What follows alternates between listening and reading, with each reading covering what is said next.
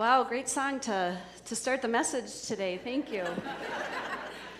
Leave the intern to follow that one up.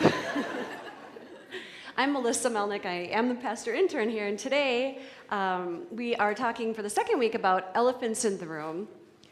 Anyone see one somewhere? Well, actually, if you remember from last week, if you were here, and you might have seen this on Facebook, we started talking about elephants in the room last week. We talked about money and rules, things that we think that ways that we should act in order to be in, right? And we asked you to write some other ones down. There's some good ones here. I'm just going to read a couple. I'm just choosing randomly. So to be a Christian, you must be certain, have it all figured out, no doubt. So that particular song we sang wouldn't necessarily fit in at every church, right?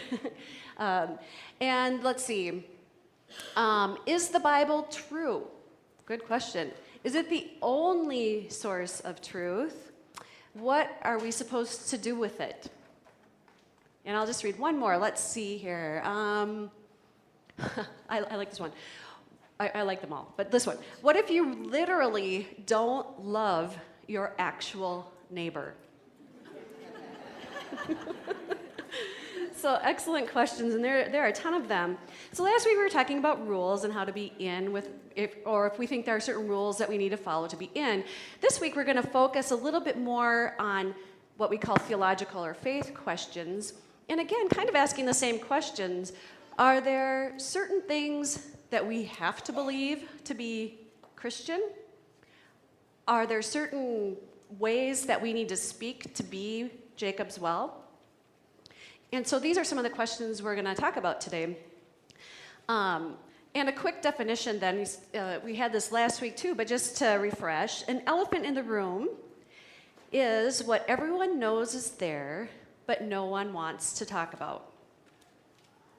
And so I think, why we're talking about this morning is because what happens if we don't talk about any elephants in the room?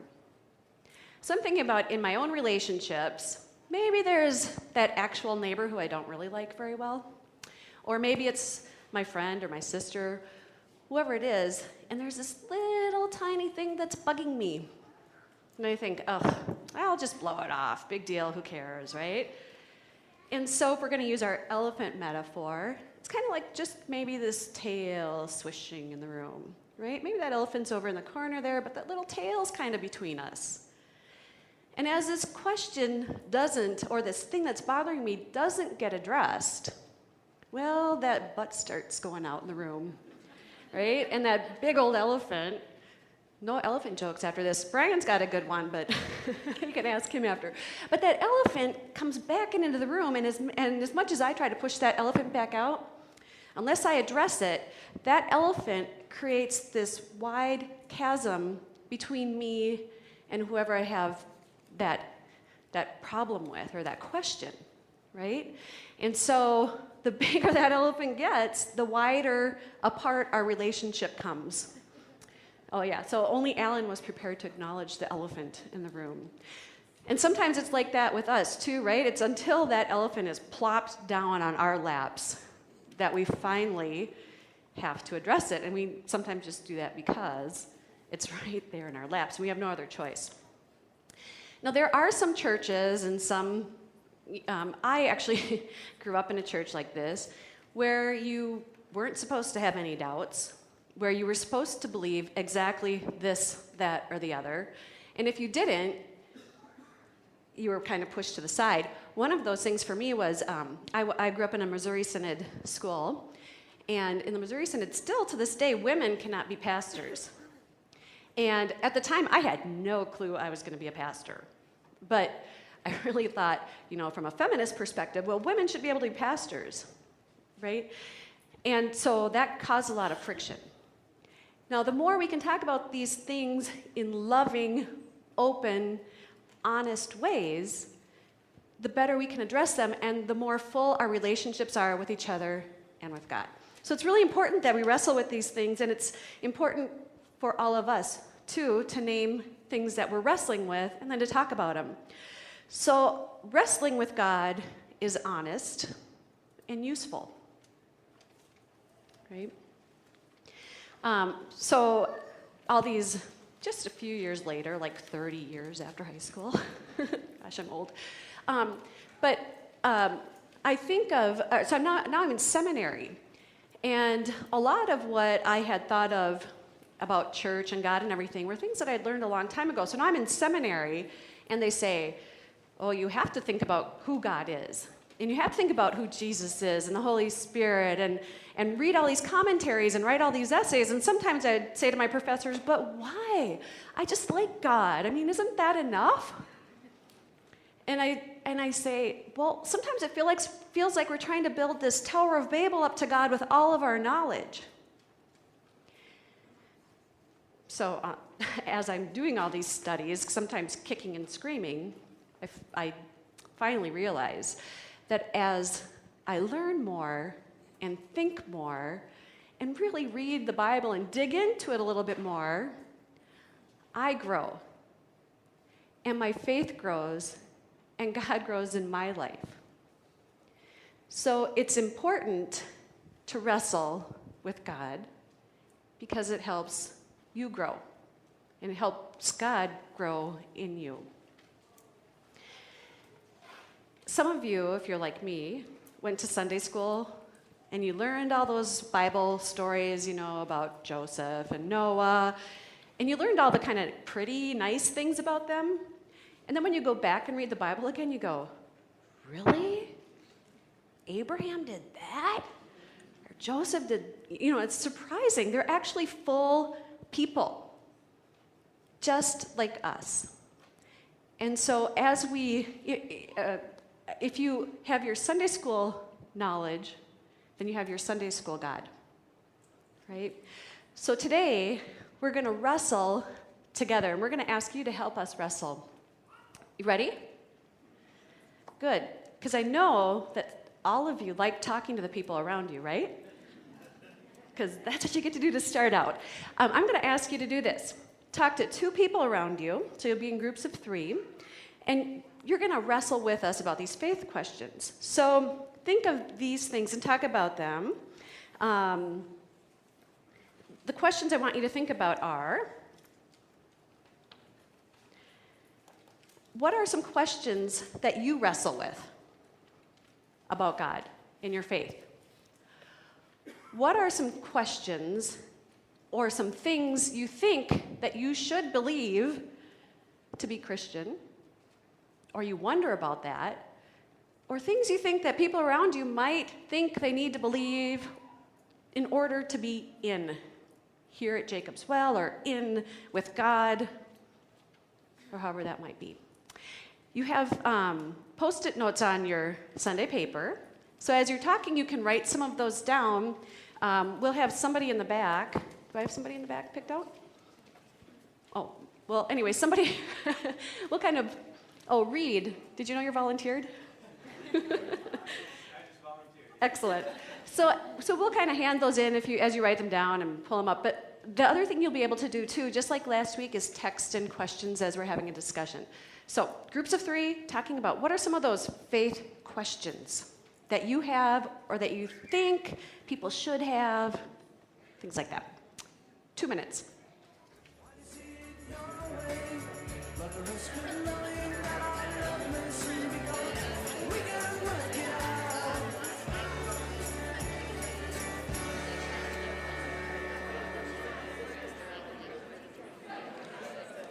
Am I back on? I'm back on. All right. You guys must not mind talking to each other too much. I'm glad to see that.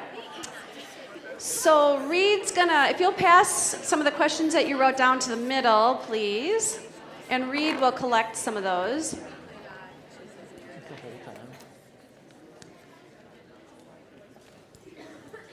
And if you have questions that you want to write down on a Post-it, you can either bring those up here or raise your hand, and Reed will come and get them.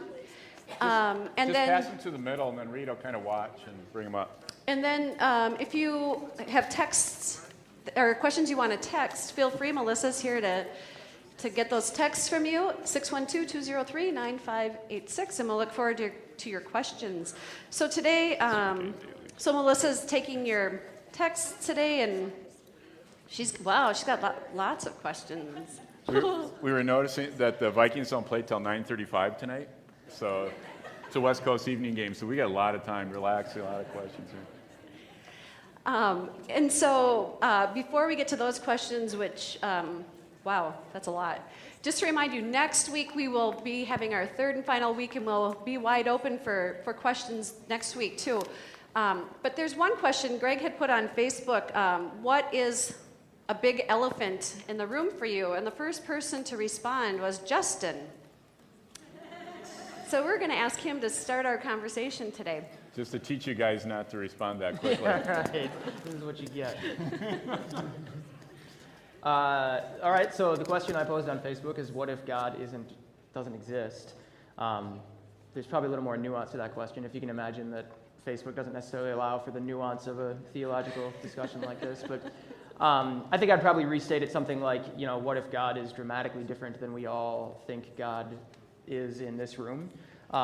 So for me, that means, I feel like I'm constantly on a journey to try and answer some of those questions. So, I don't think I think in terms of black and white, does God exist or not? I think in terms of, what does God look like in my life? And that's different probably on a daily, weekly, monthly basis. So I think I struggle a lot with that, and, that's why I posted on Facebook. Can I just jump in? How many people, just honest community, this whole question, like, does God exist, at some level or another, just kind of bugs you or bothers you? Just put your hand up if it does. Okay, I mean, so clearly the majority, so that means the majority of you are honest. And I mean, it does. And, my standard answer when people ask me if I believe in God, and I say, well, usually about 4 days a week. And, if it was 4 days a week, it was a good week, and it's never before noon or my second cup of coffee, because it's really big. But when I get that, and I get those conversations with people a lot, especially on airplanes and stuff like that. But people just saying, does God really exist? Or the people actually will say it the other way, like, I don't really believe that God exists. And my question back to them is always this: it's what God don't you believe in? Because that's really the question. And and I think Justin is pointing at that too, as he kind of finessed his question. That God up there, which is, the ultimate stereotype, the old man with the gray beard sitting on a throne on a cloud, I mean, I don't believe in that God.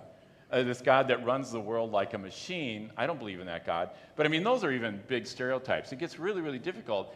And I think that, this whole God question is so complicated.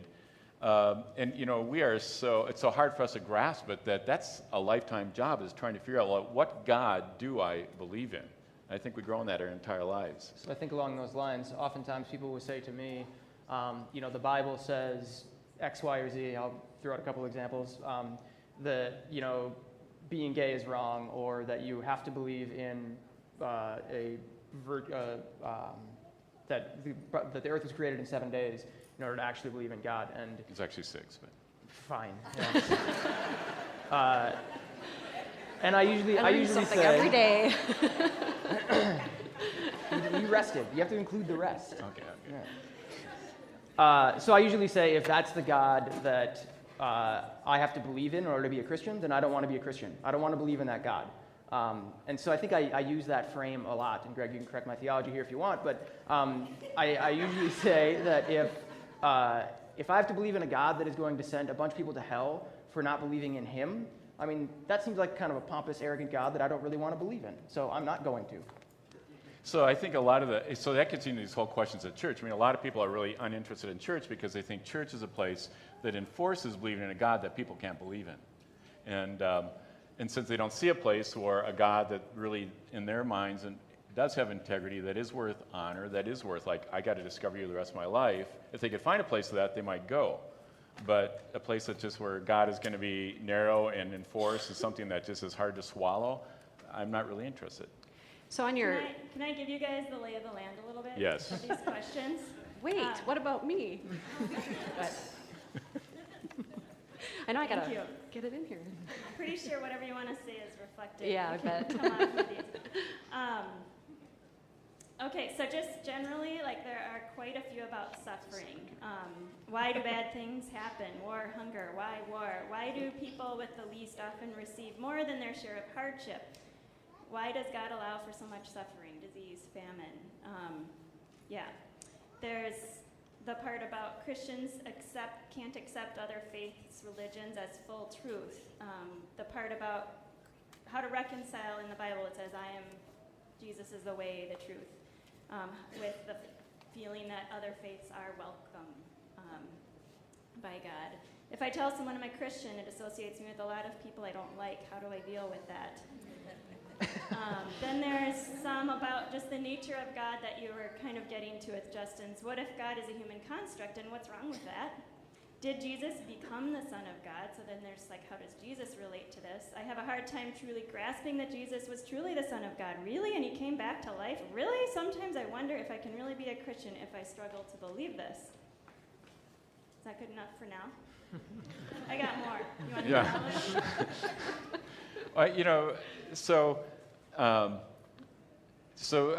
we can never solve all these, even address all these big, huge theological problems. In some respect, it's your turn to talk, Melissa. I'll keep it brief. But Thank the, you. the, the role here, the role here isn't to resolve all those issues, because that's going to take a lot of conversation, and I want to do it. But can we name that elephant? Can we name the fact that this God that a lot of us think we're supposed to believe in, we're not so sure about that. And that's okay. That we know, rather than being about conformity here as a community, that you're supposed to believe doctrine in a certain way, that we are gathered because this is a place where we can openly pursue these questions and doubts. And those aren't bad things. Those are actually good things. Our questions, our doubts actually drive us towards a faith that is meaningful, that's actually would be useful, that what makes sense and has integrity to it. I'll be quiet for a little while. Yeah, that doesn't happen often, so just kidding. Okay, so you can see we wrestle over these questions as well in the office, and so, wow, which one to address? I guess maybe we'll start with something that's on your Sunday paper, just because it's there. We've talked about, Justin was talking about, these labels of who God is, right? And yet we're human, so we need to have some ways that we can talk about God in ways that make sense, but in ways that don't create God in our image, right? So there's this box on here, and one thing we tend to do is to kind of create these ways of talking about God. And actually in the Bible, a lot of what you hear in church is God the Father, God the Father, God the Father. But there is so much imagery in the Bible that goes much beyond that. There's God as creator, as mother, as the conductor in an orchestra, and all different kinds of things. And so one of the things to be careful of is we need to have ways to talk about God so that we can understand to some extent. But we have to be careful not to then put a lid on that box, right? Because then we make God really small. And then when I mentioned before, God, as we learn and as we grow, God can grow in us too. And if we put that lid on that box, it makes things a little harder. There's this kind of long passage on your Sunday paper too, and it's about Peter. Peter was the beloved, John was the beloved, but he was a disciple of Christ, of Jesus. And he is kind of a rash fellow. He just blurted out whatever came to his mind. But he was really faithful and loyal to Jesus most of the time, right? So he says, they'd been in the desert. Jesus had just fed 4,000 people with 7 loaves of bread and a few fish. So the disciples had seen all these things. The people had seen all these things. And then Jesus had healed a blind man. And so Jesus asks his disciples, "Who do people say that I am?" And they answered him, "John the Baptist, and others, Elijah, prophets, and still others, one of the prophets." He asked them, "But who do you say that I am?" And Peter answered him, "You are the Messiah." Then he began to teach them. So Peter's like, "You're the Messiah, Jesus, go for it. You're so great." And then, but then Jesus says, "Well, and just so you know, I'm going to undergo great suffering. And I'm going to be rejected, and I'm going to be killed, and then I'm going to rise again." And Peter's like, what? Are you kidding me? No way. And he rebukes him. He says, I can't believe that, Jesus. That cannot be true. And Jesus says, get behind me, Satan, for you are setting your mind not on divine things, but on human things. Now, the reason I bring that up is because Peter is standing there next to Jesus. He's seen all these miracles, and yet he's confused too. And so our confusion about who God is and about who Jesus is right there with people who were with Jesus. If they didn't know who Jesus was when he was alive, how am I supposed to know 2,000 years later? You can read the book. Yeah. Actually, there's a couple of interesting ways that other people ask that. One is, why is it necessary to define, or maybe even is it, I would add, necessary to define oneself as a Christian? Jesus actually asked, who do you say that I am? What about that? And then, if God created everything, both good and bad, it's my belief that then everything is for a reason. With that said, what is the reason that there is such a divide in the Christian faith? Are those with other opinions of God wrong? Is there a wrong? If not, how do I deal with those that call themselves Christians but don't align with what I believe God is? And finally, on a similar, why do people feel a need to tell others that they are wrong? That's easy. A study was done a couple of years ago. They were interviewing people from ages of 19 to 29, and they said, just listening to the word Christian like a brand, what's your opinion of it? And they got, basically they lumped all the results into 22 categories. 12 of them were negative, 9 were positive, and 1 was neutral. And the top 3 responses were all negative, and they were agreed upon by over 90% of respondents, and they were they were judgmental, hypocritical, and anti-gay. So when you ask basically young people, what does Christian mean to you? It means hypocritical, judgmental, and anti-gay. What a great legacy. Aren't you glad, to jump onto the bandwagon? I mean, that's why we don't talk about that label so much here. I mean, because it isn't about a label at all. It's about a relationship and in a way that we have to do it. So, we don't encourage you to have to wear that label. Our job isn't to regain or to reclaim a label for society. Our job is to reclaim a relationship with God that actually makes sense and that God would actually say, I want you to do this.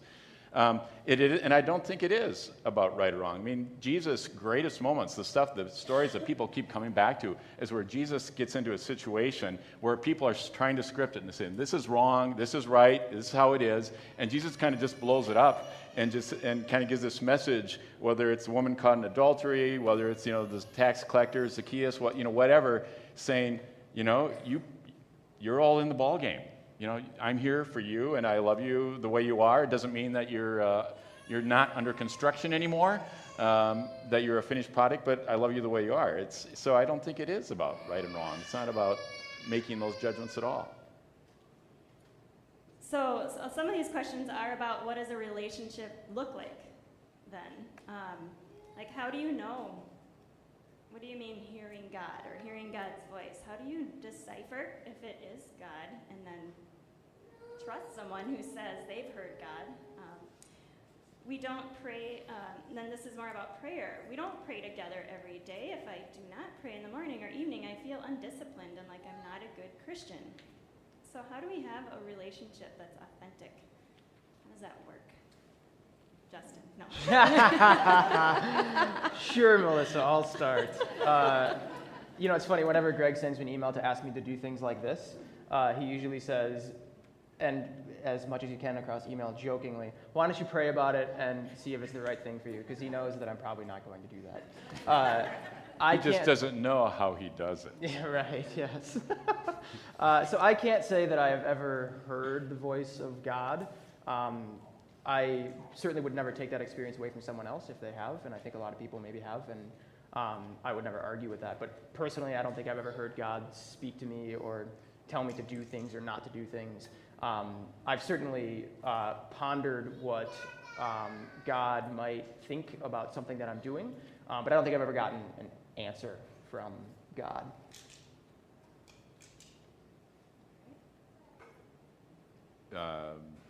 I can keep talking if you want. Well, I think this really fits into the box question, and I would hope that kind of, you can start taking that to some of the other questions about heaven and hell, about the Bible, about Jesus and exclusivism. Is Jesus the only way? Is Christianity the only way to heaven? All those kinds of questions. But this idea that, so one of the things that I keep saying is that we wrestle with God, and we have to wrestle with God our whole lives because our heads are too little and God is too big. All right? We, as the finite beings that we are, just cannot fathom, cannot totally comprehend what God could possibly be. All right, but we do need to talk about it, right? We need to understand it. We have to wrestle it. So we need to make boxes. We need to understand God. We create theological categories. We do all kinds of things. We create language to begin to talk about our relationship with God, our experience with God, how we understand God. And that's just a necessary task. There's no way to communicate with God or about God without creating boxes to put God in. But like Melissa was saying, so make boxes to put God in, but don't put lids on it, okay?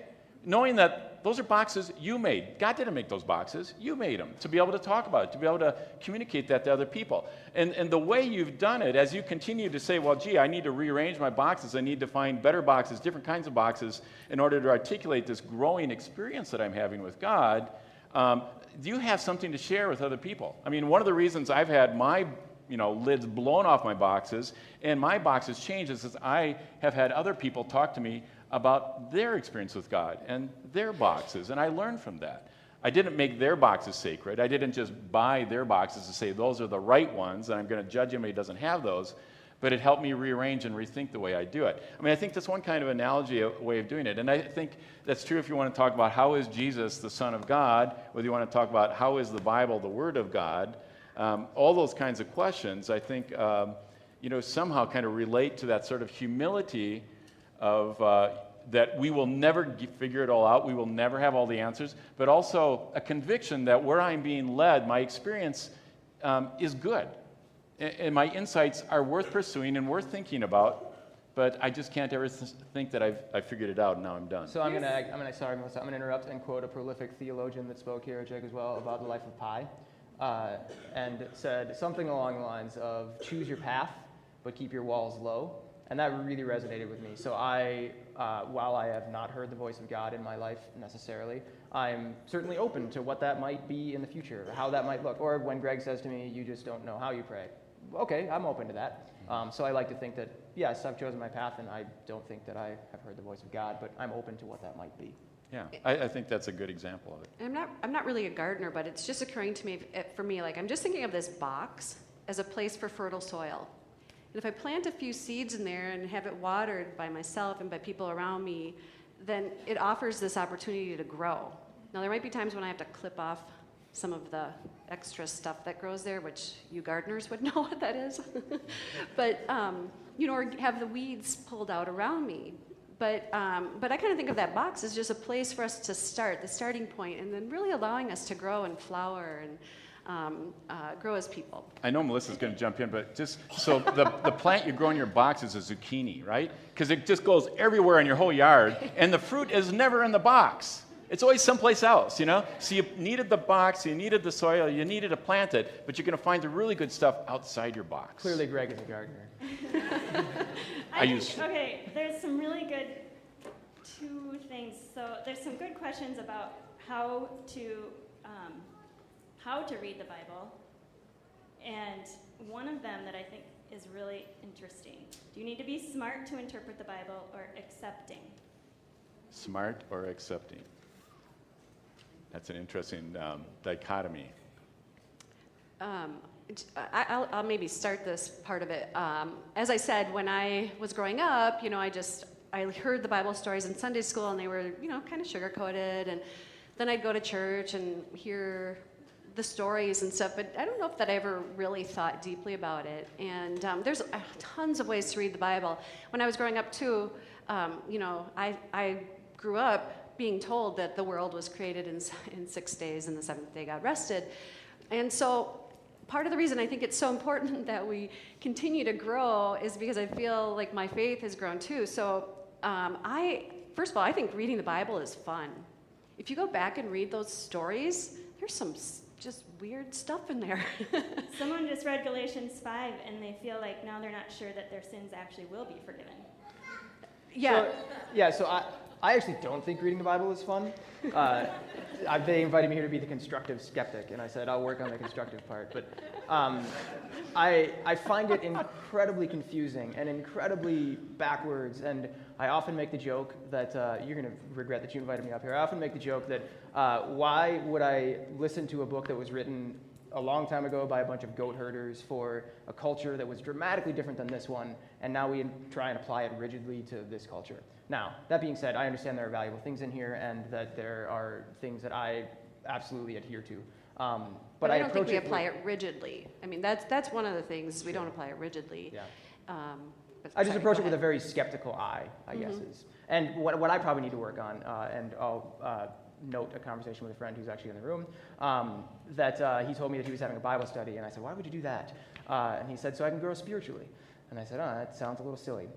So I think my job is probably to be a little more constructive about those things and be open to that a little more. But I'm just very skeptical of this. What about if the Bible is written by people? Is it okay to view the Bible as flawed just as people are flawed? Anyone?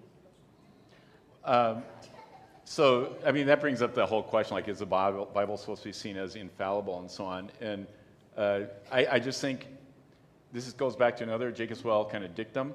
If you ask the wrong question, I don't care how sophisticated your answer is, it's not going to be helpful because you're trying to answer a wrong question. And I think this whole idea, well, does the Bible have any mistakes or any errors or any contradictions in it is like, seriously, you're worried about that? Yeah, it does.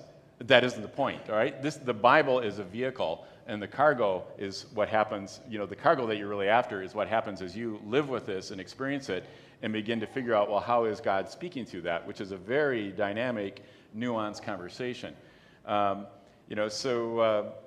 forgot exactly where it's going, but I can keep talking anyway. And I think one of the things I just want to add to that is conversation. And so I think sometimes when we sit down and just read the Bible, it can be really confusing. And so having those conversations with people around us, I think, I don't think there's a right way to read the Bible. I have preferred ways that I interpret what I read, the truths that I find there.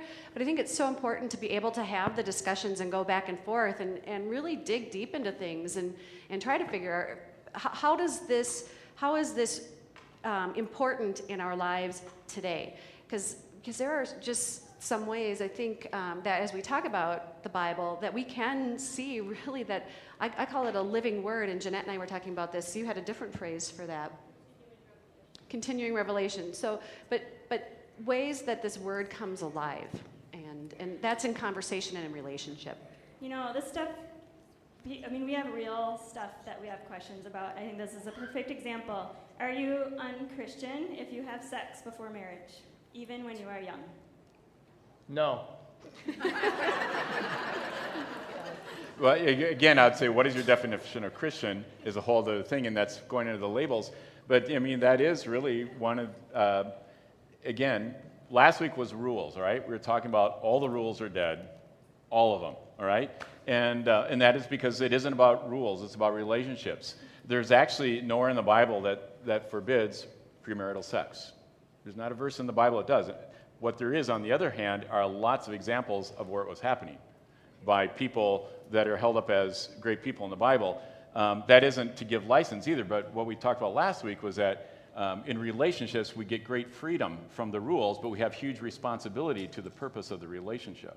And I think that's, our sexuality, to get into a whole nother issue here, is one of, and let's take this next week, all right? We'll be dealing with some new stuff next week, but just to be really brief about it, our sexuality is probably one of the places where we learn the most about relational literacy. I used that line last week. Where we learn about what does it mean to be a person with another person and that true vulnerability and that openness with another person.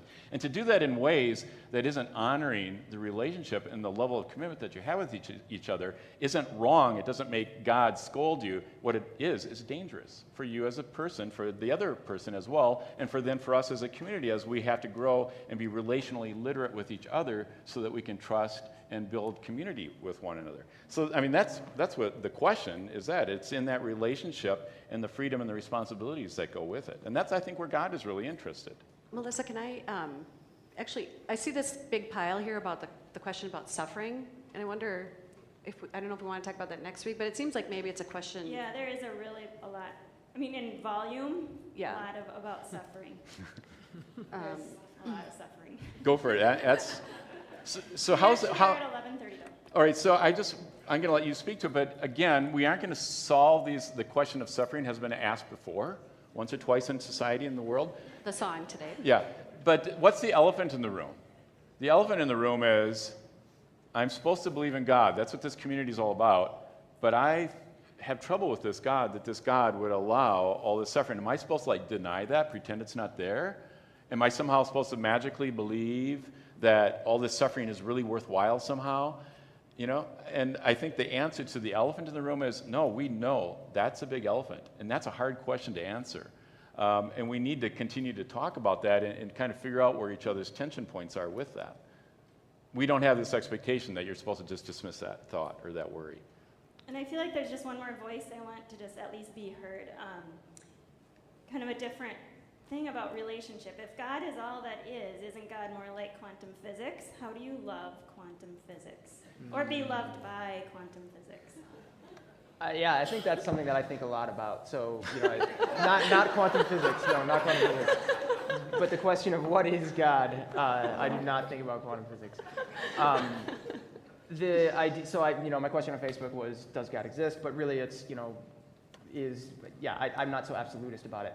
So I consistently struggle with what is God, and if that is, something bigger, like God is the universe, or God is Mother Nature, whatever that might be for a given person, it does sort of change the dynamic of the relationship. If God is not another human-like thing that I can think about in my head as a human, like a picture of Jesus, can I still feel that same relational connection with God?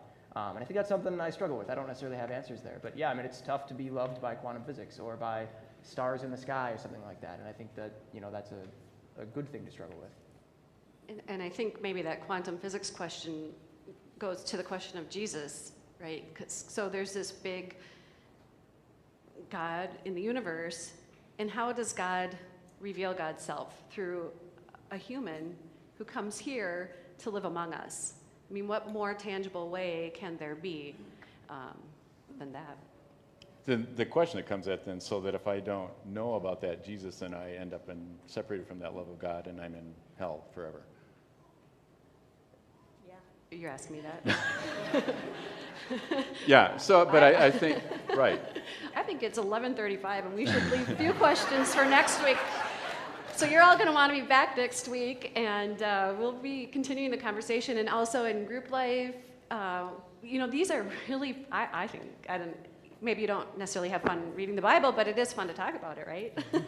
So continue these conversations, and we're always open for texts or calls, emails, coffee, beer, whatever, to talk about some of these things. And I think, as Greg has said, we don't have all the answers.